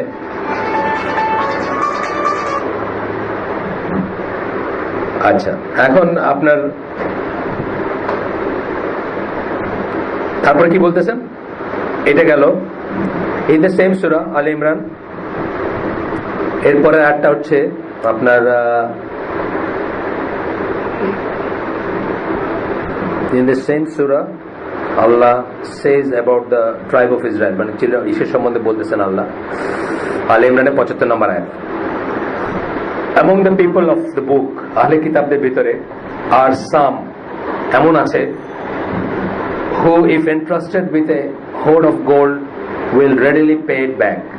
আহলে কিতাবদের ভিতরে এমন মানুষ আছে যাদেরকে যদি আমানত রাখা হয় যাদের কাছে, বিশাল স্বর্ণরাজি, হোর্ড মানে একটা, মানে ধরেন যেটা মজুদ করা যায় সেরকম, তারা they will pay it back. আমানত রাখলে তারা সেটা ফেরত দেবে, অর্থাৎ যখন এসে ফেরত চাওয়া হবে তখন ফেরত দেবে। And there are others who if entrusted with a single silver coin কিন্তু অন্য আছে যাদেরকে যদি একটা রৌপ্য মুদ্রা দিয়ে যদি তাদেরকে বিশ্বাস করা হয়, মানে আমানত রাখা হয়, will not repay it unless you constantly stood demanding, তারা এটা ফেরত দিতে চাবে না, এটা রেখে দিতে চাবে অথবা এটা নিয়ে করবে, because they say there is no call on us to keep faith with this ignorant ummiin. তারা কি বলে যে এইসব উম্মি লোক যারা যারা অশিক্ষিত, আসলে এখানে উম্মিন বলতে পরে আমরা দেখবো যাদের কাছে কিতাব নাই, ওরা কিন্তু ওই মদিনায় মক্কায় যারা যারা আহলে কিতাবের ছিল অথবা স্পেশালি মদিনায়, তারা কিন্তু অন্যদেরকে নিম্ন শ্রেণীর মানুষ মনে করতো, হিদন মনে করতো। আমরা যেরকম এখন হিন্দুদের বা লোয়ার রিলিজিয়ন গুলোকে মনে করি না, মূর্তি পূজা করে যাদের, সেই মানে এমনিতে কি মানে সুপিরিয়র রিলিজিয়ন বলতে পৃথিবীতে কি বোঝানো হয়? খ্রিস্টানিটি, জুডাইজম এবং ইসলাম বোঝানো হয়, কারণ এখানে এক ধরনের করে মনোথেস্টিক আছে। ইসলামে তো অবশ্যই আছে, আর খ্রিস্টানিটিও তারা বলবে মনোথেস্টিক, যদিও তারা পলিথিস্ট এখন হয়ে গেছে, সেটা অন্য জিনিস। জুড়া মানে ইহুদিরা তো মোটামুটি ভাবে মনোথিস্টি বলতে হবে। তো এই জন্য তারা নিজেদেরকে সুপিরিয়র মনে করে, এবং সুপিরিয়র রিলিজিয়ন বলতে এই দিনটাকে বোঝানো হয়, আর বাকিদেরকে হিদন বা অন্য মূর্তি পূজা, প্যাগান নানা রকম নামেই করা হয়। তো ওই রকম ভাবে মদিনার বা ইসের আশপাশের যারা জুরা থাকতো, ইহুদিরা থাকতো, তারা অন্যান্য যারা মুশরিক ছিল মদিনার বা মক্কার মুশরিক ছিল, তাদেরকে নিচু চোখে দেখতো এবং তাদেরকে করতো না। তো বলতেছে যে আমরা কোথাও there is no call on us to keep faith with these ignorant, মানে যে পয়সাটা রাখছে সে ইগনোরেন্ট, তার ব্যাপারে আমাদের সিনসিয়ার হইতে হবে এমন কোনো কথা নেই।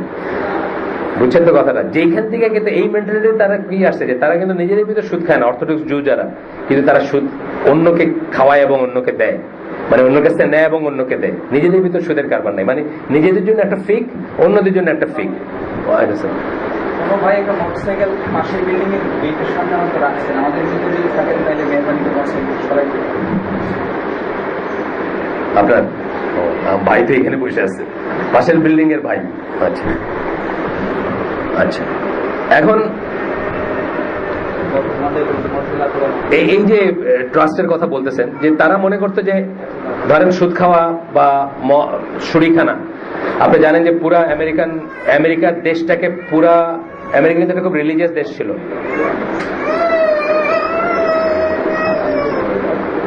আমেরিকা কিন্তু বহু মানুষ মাইগ্রেট করছিল তাদের দিন পালন করার, তাদের দিন যেটা হোয়াট এভার।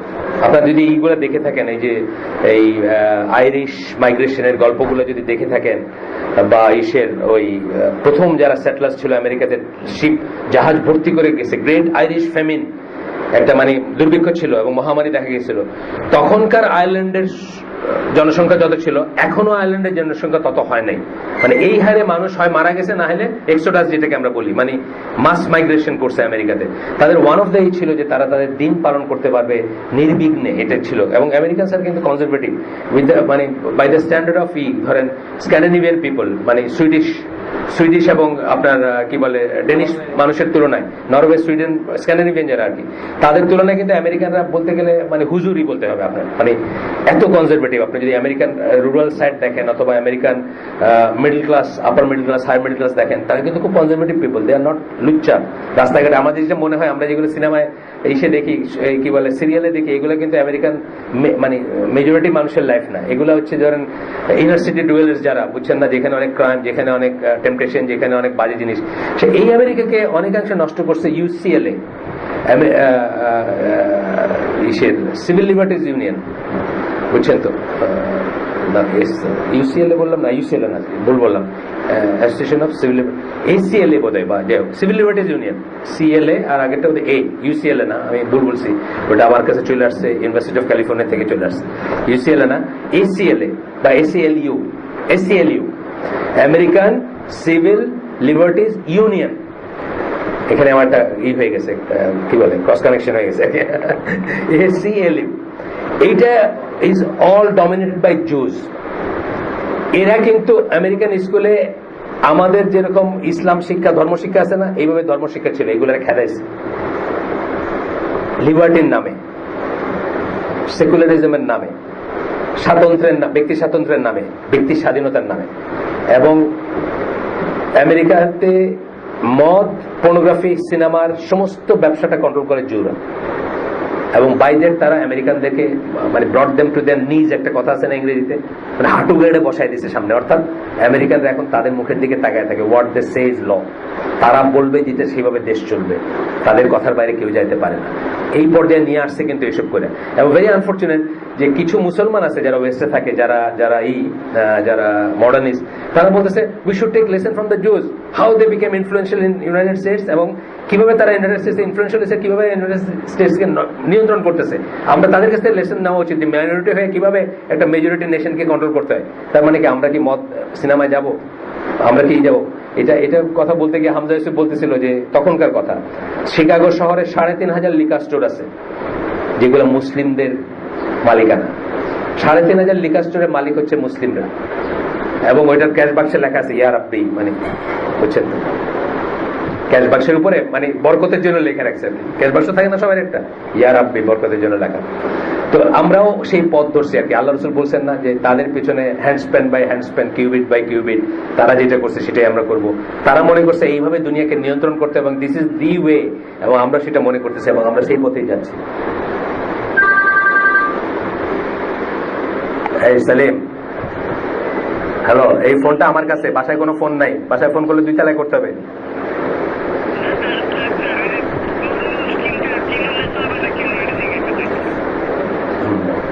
ঠিক আছে,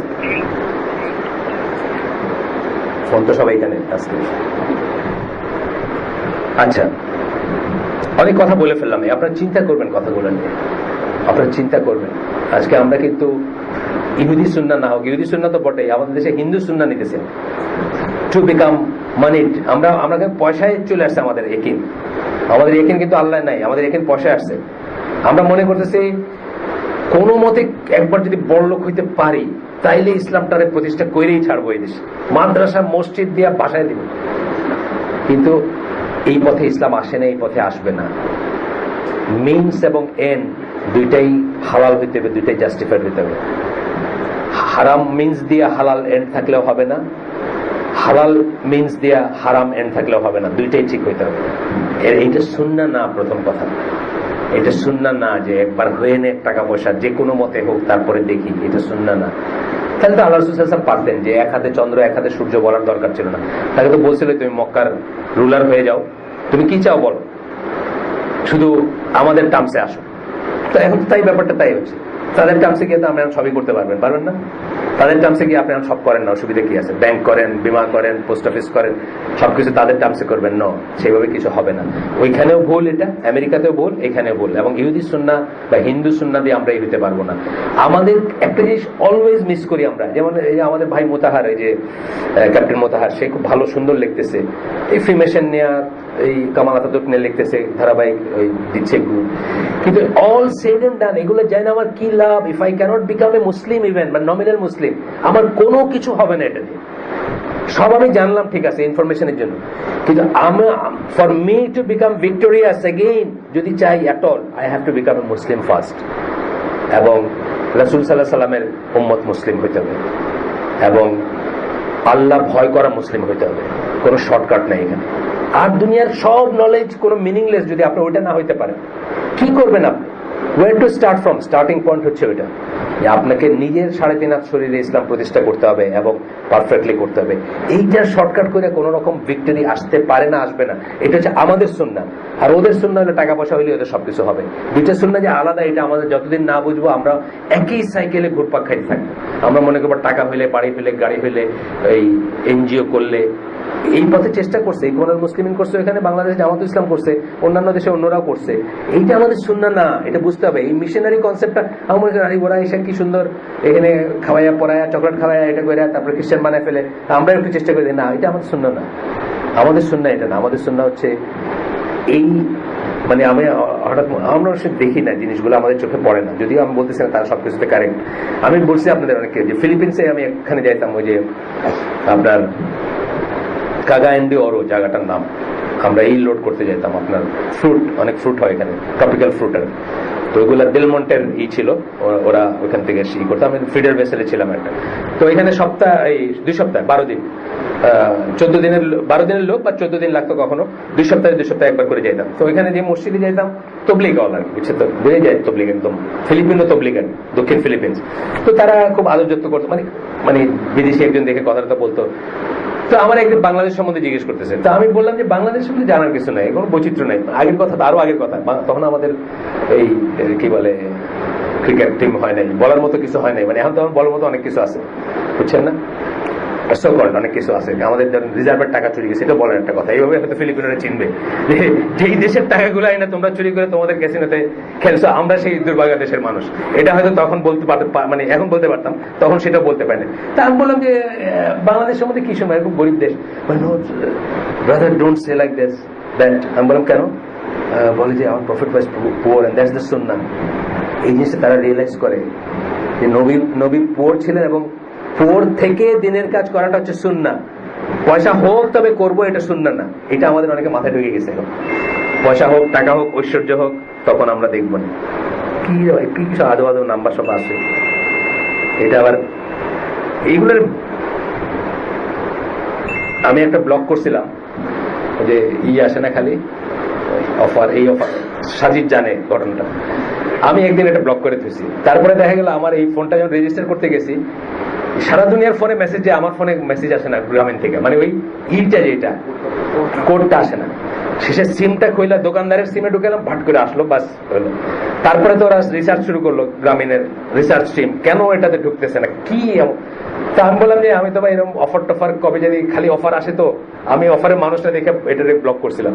তারপরে আমি তো খুব ভালো না ফোনে, খুঁজে খুঁজে খুঁজে খুঁজে অ্যাডভান্স একটা এসে গিয়ে ব্লক কি ছুটাইলাম, বাস তারপরে দেখি আসতেছে।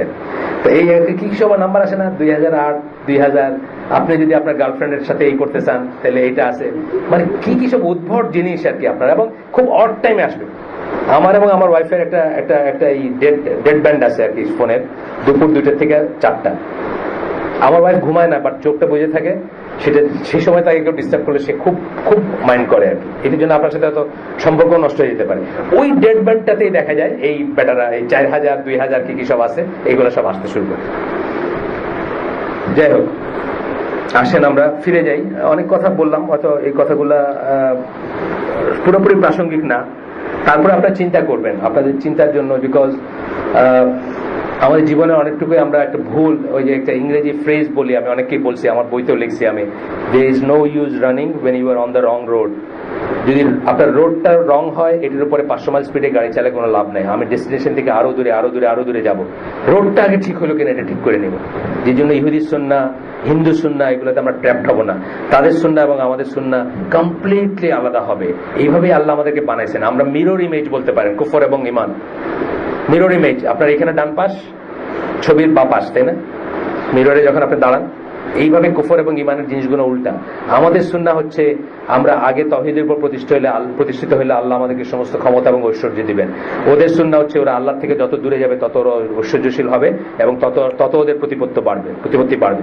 তো এখানে আমরা বুঝবো যে আমাদের সুন্নাহটা আলাদা। আমরা যদি ওদের মতো করে আমাদের কইরা যদি মনে করি যে ইসলাম প্রতিষ্ঠা করবো, ইটস রং। কিন্তু এটা হবে না, হবার নয়, কখনো হয় নাই, হবে না, হবার নয়। যত রিভাইভাল দেখবেন আপনি দেখেন, সেই রিভাইভাল গুলো হয়েছে going closer to Sunnah. Even Mohammad বিন আব্দুল ওয়াহাবের রিভাইভালটা দেখেন, খুব ডাউন টু আর্থ একটা জিনিস ছিল, গোয়িং ক্লোজার টু সুন্নাহ, অথবা রুটে যাওয়া, বুঝছেন না? এছাড়া যেগুলো হবে এগুলো রিভাইভাল খেলা হবে, কিন্তু রিভাইভাল হবে না রিয়েল সেন্সে, যেটা হচ্ছে এখন সারা দুনিয়া অনেকখানি হচ্ছে না, আপনি দেখতেছেন। বক্তৃতায় আমরা তো মনে হইতেছে যে দুনিয়াই মুসলমান হয়ে গেল বুঝি কালকে, কিন্তু আসলে তো কিছু হচ্ছে না, কোনো হেডওয়ে হচ্ছে না। আপনি কি মনে করেন যে সিরিয়া টিরিয়া যেসব শরণার্থীগুলো ইউরোপে গেছে, 1 in 10 হয়তো আপনি দেখবেন যে রিয়েলি নিডে গেছে, বাকিরা তো গেছে বেটার লাইফের জন্য। বাকিদের আপনি দেখেন, বন্ধ করে দেন, স্ট্যাগার করে দেন, লাইটগুলো টোটালি বন্ধ করে দেন, আর ফ্যানটা একটা ফ্যান বন্ধ করে দেন, 2টা থাকুক, ওই পাশেরটা থাকুক আর এই পাশেরটা থাকুক, একটু সামনে পিছিয়ে করে বসেন।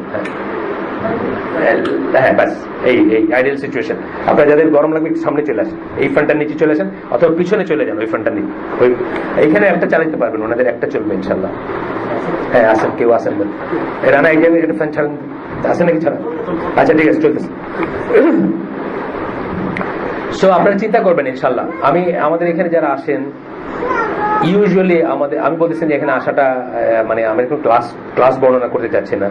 ইউজুয়ালি আমাদের সমাজের একটু শিক্ষিত স্টার্টারটা এখানে আসে, ডাক্তার, ইঞ্জিনিয়ার, ইউনিভার্সিটি টিচার অথবা ইউনিভার্সিটি পড়তেছে যারা, তারা আপনারা চিন্তা করবেন, আমরা ক্যাটেলদের মতো হব না, গবাদি পশুর মতো। আমরা চিন্তা করব যে আল্লাহ কি বলতেছেন, আল্লাহ রসুল কি বলতেছেন, এবং আমরা কি করতেছি সেটা নিয়ে আমরা চিন্তা করব। তাহলে আসেন আবার যাই যে আমানত রক্ষা করার কথা বলতেছেন আল্লাহ। এই আয়াতটা আসছে যে ইহুদিদের ভিতরে এমন আছে যারা আমানতটা রক্ষা করবে, কিন্তু এমন আছে যারা করবে না। আমাদের জন্য কিন্তু এটা সবার জন্য হবে। আমাদের জন্য যেমন আমি কালকে একটা ইগলু আইসক্রিম, গোটা আইসক্রিম ফালাই দিলাম, বিকজ এগুলোতে কিন্তু আপনাদের জেনারেলি এটা সকল এগুলোতেই আপনারা এগুলো ত্যাগ করবেন। কারো যদি রিচ থাকে এগুলোতে, আব্দুল মোনেম নাকি নাম, তাদেরকে জিজ্ঞেস করবেন যে E471টা হারাম, আপনারা এটা কিভাবে এক্সপ্লেন করবেন। Let them come up with some explanation. আপনাদের যদি রিচ থাকে আপনারা লিখবেন, অফিসিয়ালি লিখবেন। আমি লিখছি, ওরা আমার কোনো জবাব দেয় না, বহুত আগে লিখছি, তারা কোনো জবাব দেয় না। কিন্তু রিসেন্টলি আমাদের এক ভাই ওই নাম্বারগুলো করছেন, সেখানে E471টা হারাম এবং এটা এগুলোতে আছে, পুরো একটা বাটি আমরা ফালাই দিলাম সেদিন। এইটা কিন্তু আমি আমার বুয়ারে খাইতে দিতে পারিনি, অথবা আমার নেইবার কিন্তু হিন্দু, তারে খাইতে দিতে পারি নাই, বিকজ যেটা আমার জন্য হারাম ওটা আমার নেইবারের জন্য হারাম, even if is Hindu, even if is খ্রিস্টান, বুঝছেন না? কিন্তু ইহুদি সুন্নায় তারা এটা লঙ্ঘন করছে। তারা নিজেদের জন্য যেটাকে ঠিক মনে করে না, অন্যের জন্য সেটাকে মনে করে যে ঠিক আছে। এটা নিয়ে আমাদের এত কথা ছিল আজকে। আচ্ছা, এরপরেরটা আসেন, পরের আয়াতটা আমরা কি দেখতেছি, 6টা জায়গাতে উম্মি, ইলিটারেট, অশিক্ষিত কথাটা আল্লাহ ইউজ করছেন কোরআনে।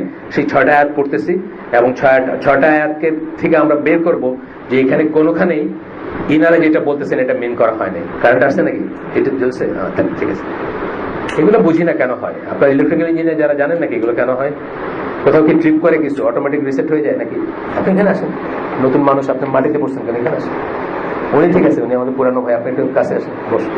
প্রথম দিনই মাটিতে বসলে পরে আর বলবেন যে এমন একটা জায়গায়, ফকিরের জায়গায় কই এসি, কই কি, মাটিতেই বসাই দিল আমার পয়লা দিন।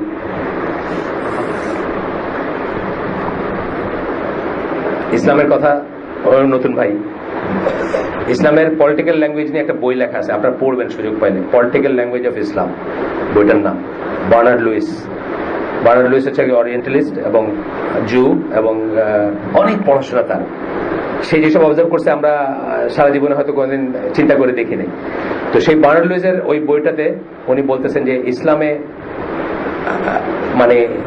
হরাইজন্টাল প্লেনে, ইসলামের পলিটিক্যাল ল্যাঙ্গুয়েজ হচ্ছে হরাইজন্টাল প্লেনে বিচার করে সবাইকে। অর্থাৎ কোনদিন বলবে না he is close to the top.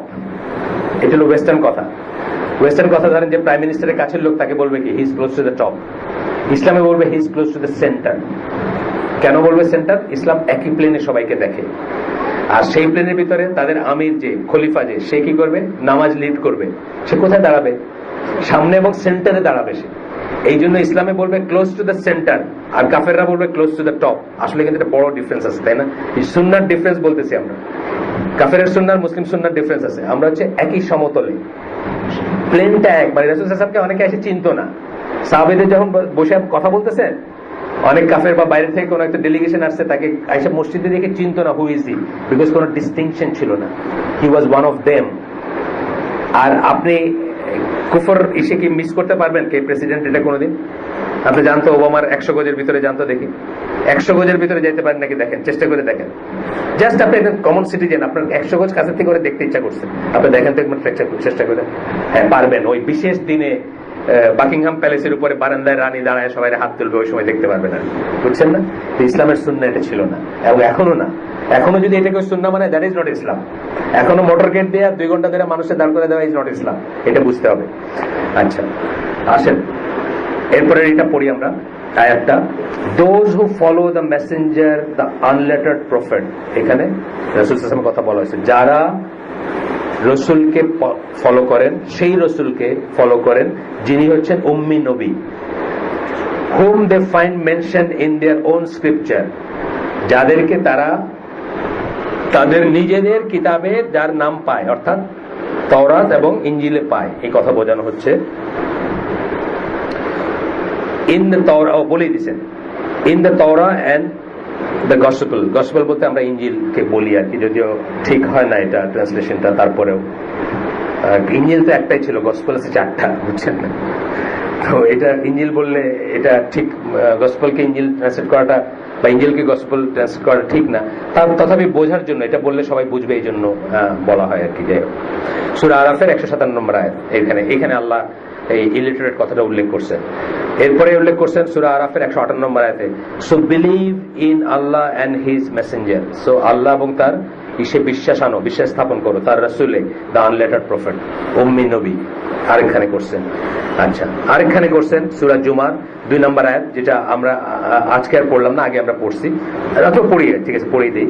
It is he who has sent among the unscriptured, among the unscriptured, মানে যাদের কাছে স্ক্রিপচার ছিল না, স্ক্রিপ্ট ছিল না, কিতাব ছিল না, তাদের ভিতরে কিন্তু এখানে আল্লাহ বলছেন কি উম্মিনা কথাটা বলছেন, বোঝাইতে চাইছেন যাদের কাছে কিতাব ছিল না, কিতাবের অধিকারী নয় বলে তো তাদেরকে তুচ্ছতাচ্ছিল্য করতো জুর। আমরা বললাম না যে তোমরা তো হিদন, তোমরা তো মুশরিক, তোমাদের কোনো কিতাব নাই, তোমরা সুপিরিয়র রিলিজিয়ান না, আমরা সুপিরিয়র রিলিজিয়ান। মদিনার জুরা এই বোধটা দিত এবং ওরাও কিন্তু সেটা অ্যাকনোলেজ করতো, মদিনাবাসীরা কিন্তু সেটা অ্যাকনোলেজ করতো। এক ধরনের করে তারা জানতো যে এরা আমাদের চেয়ে সুপিরিয়র। যেই জন্য মদিনার একটা ট্র্যাডিশন আছে, আপনারা যা ছিল জানেন কিনা আপনারা জানি না, কেউ কেউ হয়তো জানেন, যে তাদের ভিতরে অনেকের বাচ্চা মারা গেলে আমাদের দেশে মানত করে না, যে এই ছেলেটা বাঁচলে এলে আল্লাহর পথে দিয়ে দিব। গ্রাম বাংলায় কিন্তু এই মানতটা করতো, এখনো করে। তারপর দেখা গেল বাচ্চাটা খুব খেলাধুলায় ভালো, পড়াশোনায় ভালো, তখন বলে আল্লাহ মাফ করে দিলে হয় না। আমারই পরিচিত আছে, আমার ফুফাতো বোন ভাই হয়, বাচ্চাটা এই ঠিক মতো হাঁটতে পারতো না অনেকদিন, পেটের অসুখের জন্য হয় না, পেটের পীড়ায় খুব তো তার মা মানত করলো যে আল্লাহ রাস্তায় দিলে। তারপরে দেখা গেল এমনি দেখতে এমনি সুন্দর, খুব একদম ব্লু আইস, ব্লু টাইপের চোখ, ফর্সা, এবং খুব ওর ফুল ফ্যামিলিটাও এরকম। কিন্তু দেখা গেল বয়সকালে সে একদম তাগড়া একটা জোয়ান। তা আমার ফুফু তখন তার ইরাদা চেঞ্জ করলেন আর কি। তো এটা হিন্দুদের একটা জোক আছে, হিন্দু ওই পাঠা বলি দিবে বলছে আর কি, এক মহিলা, গরিব মহিলা পাঠা বলি দিবে বলছে কালীর বিষে। তো এক সময় তার কাজটা যখন হয়েছে বা হয় না, যাই হোক, মানে যখন বলি দেওয়ার কথা আসছে, তখন সে চিন্তা করতেছে যে কালীরকে সহজ পাঠা বলি দেয়, আমার মতো গরিব মানুষের উপর কি আর পাঠা বলি দেওয়ার দরকার আছে, আমি একটা মুরগি দিলেও চলবে। এই করে সে পাঠার থেকে মুরগিতে নেমে আসছে। মুরগিটাও বছরের পর বছর যাচ্ছে, সে মানে আর প্রাণে ধরে দিতে পারে না। তো সে বলতেছে, আরো আছে শ্লোকটার আগে কথা আছে, এগুলো ভুলে গেছি আমি, লাস্ট কথাটা বলতেছি শুধু, বনে আছে দেদার ফড়িং, খানা দুটো ধরে, কালীকে বলতেছে তোর কি এতই অভাব পড়ছে, মানে বনে অনেক ফড়িং আছে, দুটো ধরে খা। তা আমাদের ভিতরে কিন্তু অনেকে এরকম করে, মানে মানত করে যে বাচ্চাটা আল্লাহর পথে দিবে, তারপর দেখা গেল বাচ্চাটা খুব চৌকস, এটা টেস্ট। কিন্তু এই যে বললাম life is all about test, সে কিন্তু হারিয়ে গেল। মানত করলে যদি মানতটা হারাম কিছু না হয়, ইউ মাস্ট ফুলফিল ইট। যদিও মানত করাটাকে জেনারেলি ডিসকারেজ করা হয় ইসলামে, এটা পছন্দ করা হয় না মানত করাটা, কিন্তু যদি করেই ফেলেন আপনি, এবং সেটা যদি হালাল মানত হয়, মানে হারাম জিনিস না। আপনি কইলেন যে আমার এটাই হইলে আমি 2টা সিনেমা দেখবো, ধরেন কথা কথা, এই মানত you are not suppose to keep, এটা রাখার কোনো দরকার নেই। কিন্তু এইখানে যেখানে আপনি আল্লাহর পথে দিবেন, মধ্যে দিন শিক্ষা করাবেন, এরকম মানত করছেন, ইউ মাস্ট ফুলফিল ইট, কিন্তু নাহলে কাফারা দিতে হবে, ওইটা ব্যাপার আছে আলাদা। তো এটা বুঝতে হবে। এটা এরকম ভাবে আর কি মদিনার মানুষজন কি করতো, তাদের বাচ্চা টাচ্চাগুলো অনেক মরে গেলে, হয়তো 5-6টা ছেলে মরে গেছে বা অনেক, তখন তারা করতো যে আল্লাহ, তারাও এখন করে আল্লাহকে ডাকতো, তো মানে ডেইটি যাই বলেন, যে এই বাচ্চাটা বাঁচলে এটাকে আহলে কিতাবদের ঘরে বড় করবো। তখন তারা কি করতো, ইহুদিদের কাছে দিয়ে দিত ইহুদি হিসাবে বড় করার জন্য, এবং তারা তাই করতো। এদের নিয়ে কিন্তু লা ইকরাহ ফিদ-দীন আয়াতটা নাযিল হয়েছে। দিনের ব্যাপারে কোনো জোরাজুরি নাই। যখন মদিনার ট্রাইব গুলাকে মদিনার থেকে খেদায় দেওয়া হলো বা তারা চলে যেতে বাধ্য হলো, তখন মদিনাবাসীরা বললো কি যে আমাদের ছেলেগুলা এই ট্রাইবে আছে, ওই ট্রাইবে আছে, এটা ফেরত দিয়ে যেতে হবে। তখন কোরআনের এই আয়াতটা নাযিল হলো যে তুমি জোর করতে পারো না তোমার, মানে তারা যদি ইহুদি থাকতে চায় অথবা তারা যদি তাদের সাথে চলে যেতে চায়, ওই ধর্মেই থাকতে চায়, তুমি জোর করে তারা ফিরে আনতে পারো না। এটা আহলে কিতাবদের বেলায়। আমরা অনেকে বুঝি না বুঝে খ্রিস্টানরা এটা দলিল দেখায়, যখন আমাদের পোলাপানরা নিয়ে গিয়ে গানের আসরে বসায় দেয়, ইসাই জামাতের দাওয়াত দেয়, তখন তো বাপ গিয়ে রাগারাগি করে, তখন ওই আয়াত দেখায় যে কোরআনের, আপনার কোরআনে তো লেখা আছে লা ইকরাহ ফিদ-দীন, আপনি জোরাজুরি করেন কেন আপনার ছেলে? এটা ভুল, এটা মুসলমানদের বেলায় না, এটা আহলে কিতাবদের বেলায় বলছে। আপনার অবশ্যই জোরাজুরি আছে, তাহলে মুসলিম কমিউনিটিতে যে কাফের হয়ে যায় সে মুরতাদ কেন, রিদ্দা কেন, তার পানিশমেন্ট মৃত্যুদণ্ড কেন? অফকোর্স ইসলামিক স্টেট দিবে সেটা, আমরা কেউ না, বা ইসলামিক স্টেটের দায়িত্ব সেটা, কিন্তু রিদ্দা আসছে কেন? অবশ্যই জোরাজুরি আছে। অবশ্যই একজন মুসলিম কাফের হতে পারবে না, কিন্তু একজন কাফের সে কাফের থাকতে পারবে, সেই রাইট তার আছে, বুঝছেন না? অথবা সে আহলে কিতাব, তাকে জোর করে করা যাবে না, সেটা তার রাইট আছে। লা ইকরাহ ফিদ-দীন আপনারা জেনে রাখেন, এটা মুসলমানদের ব্যাপারে না, এটা পড়ে দেখেন, আপনি যে কোনো জায়গায় তাফসীর পড়লেই দেখবেন এটা মুসলমানদের ব্যাপারে নাজিল করা জিনিস না, এটা হচ্ছে আহলে কিতাবদের ব্যাপারে নাজিল হওয়া আয়াত। কিন্তু তারা এটাকে দলিল হিসাবে ইউজ করে, অনেকখানে করে। ওই যেখানে মুসলমান ফিরে নিয়ে আসতে যায়, হিন্দু মানে খ্রিস্টানদের বাড়িতে মুসলমান বড় হচ্ছে বা খ্রিস্টানদের এসে নিয়ে গেছে ওরা, মানে সাথে স্কলারশিপ টলারশিপ দিয়ে নিয়ে যায় না। উত্তরায় আছে দেখবেন, সকালবেলা হাঁটতে যাবেন ফজরের নামাজের পরে ওরা ওই বন্দনা গীতি গাইতেছে আছে না, ওই যে ওদের গান আছে না কিছু, যে প্রভুকে এই করে গায়, সেগুলোকে মুসলমান পোলাপানে গাইতেছে। নিয়ে আসছে কুড়ায় বাড়ায় নিয়ে এসে পড়াশোনা করাইতেছে, স্কলারশিপ দিবে, সুইডেন পাঠাবে, ডেনমার্ক পাঠাবে। এখানে গান গাবে না, গান গাইতে হবে, অটোমেটিক্যালি গান গাবে। আপনি গিয়ে এখন কইতেছেন আমার ভাতিজারে তুমি কেন এইভাবে গান গাইতেছো, সে দেখাই দিবে আপনার লাইক রাফির দিন, দিনের ব্যাপারে কোনো জোরাজোরি নেই। আপনারও দিনের জ্ঞান এমন যে আপনি চুপ করে চলে আসবেন, সত্যিই তো আল্লাহ তো বলছেন দিনের ব্যাপারে কোনো জোরাজোরি নেই, বুঝছেন না? ভাল লাগে দিয়ে দিন না আমাদের, এটা এটা আরেকটা কথা, ঘুরে ফিরে আসবে। এরপরে কি বলতেছেন যে it is he who has sent among the unscriptured।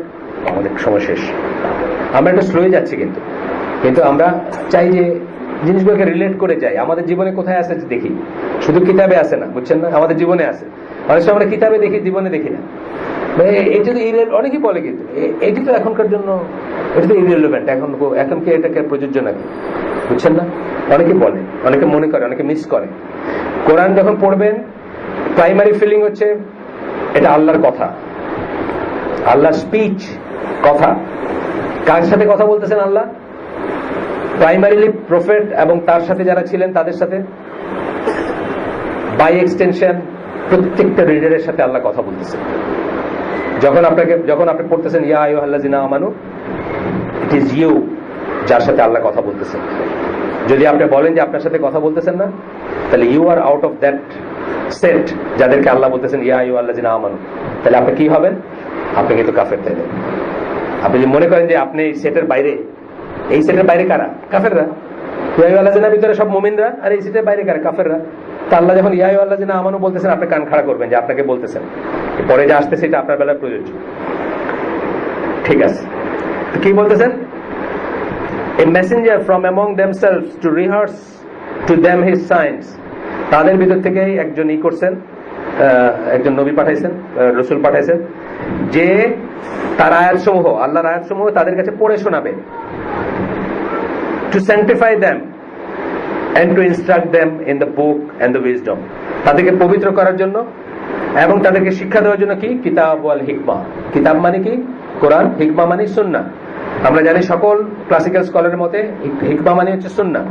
হিকমা মানে হিকমত না, হিকমা মানে সুন্নাহ। কারণ এটাকে আল্লাহ অন্যত্র নাজিল হওয়া বলছেন। নাজিল হওয়া মানে, নাজিল হওয়া মানে ওয়াহি। ওয়াহির দুই ভাগ করা হয়েছে, একটা হচ্ছে যেটা তেলাওয়াত করা হয়, ইয়াতলু যেটা বলছেন, আরেকটা যেটা বলছেন হিকমা বলছেন, যেটা শেখানো হয়, সেটা সুন্নাহ। গায়ের মাতলু, হ্যাঁ, সুন্নাহ যেটা। তাহলে কোরআনে যখন কিতাব ওয়াল হিকমা পাশাপাশি দেখবেন, একটা কোরআন, একটা সুন্নাহ। আচ্ছা, although they had been before in manifest error. যদিও তারা আগে সুস্পষ্ট ভুলের উপর ছিল। কারা? যাদের কাছে রাসূল কথা বলতেছেন, যারা তার উম্মত, যাদের কাছে প্রাইমারিলি মেসেজ করে শোনাচ্ছেন তাদের ব্যাপারে। আচ্ছা, upon study of these verses and the statements of the scholars, it is clear the word ummiya is used in two ways। এই কথাটা কি ইউজ করা হয়েছে? উম্মিয়া কথাটা ইউজ করছে, উম্মিউন, উম্মিয়া এই কথাটা ইউজ করেছে। আনলেটার্ড যেটাকে বলা হয়েছে, এটাকে দুইটা মিনিং নিয়ে ব্যবহার করা হয়েছে। প্রথম মিনিং কি? যে inability to read or write, inability to read and write এই সেন্সে। আর আমরা আজকে পড়বো না সেটা। সেকেন্ড মিনিট শুধু বলে দিচ্ছি কোন দুইটা মিনিং। সেকেন্ড মিনিংটা হচ্ছে যাদের কাছে কিতাব আসে নাই, এই দুইটা মিনিং ইউজ করছেন আল্লাহ। আমরা আজকে শেষ করে দিই। সুবহানাকাল্লাহুম্মা বিহামদিকা আশহাদু আল্লা ইলাহা ইল্লা আনতা আস্তাগফিরুকা ওয়া আতুবু ইলাইক। যদি আমরা ভালো কিছু শুনে থাকি, আমাদের যদি কোনো লাভ হয়ে থাকে, সমস্ত প্রশংসা আল্লাহর। যদি আমরা ভুল কিছু শুনে থাকি, সমস্ত ব্যর্থতা আমার এবং শয়তানের তরফ থেকে সেটা। আল্লাহ আমাদেরকে আমল করার তৌফিক দেন। এবং যা শুনলাম, আমি প্রায়ই বলতেছি এই কথাটা এখন, যে অনেক সময় আমরা শুনি এবং এইখানে রেখে চলে যাই। যা শুনলাম তার থেকে একটা শিক্ষাও যদি আমার জীবনে আমি আনতে পারি, অ্যাপ্লাই করতে পারি, আমি সেটা করার জন্য চেষ্টা করি। জীবনে যেন চেঞ্জ আসে আমার। Just day in day out আমরা আসলাম, বসলাম, গেলাম, খাইলাম, সেটা যেন না হয়। ওয়াজি একটা ওয়াজ শোনা এবং ওয়াজ করার জেনারেশনে যেন আমরা পরিণত না হই। হ্যাঁ, আমরা যা শুনছি আজকে প্রত্যেকের লাইফে ইমপ্লিমেন্ট করার একটা দুইটা কথা তো আছেই, আছে না? সেটি যেন আমরা মনে রাখি এবং সেটা করার চেষ্টা করি। আসসালামু আলাইকুম ওয়া রাহমাতুল্লাহি ওয়া বারাকাতুহু।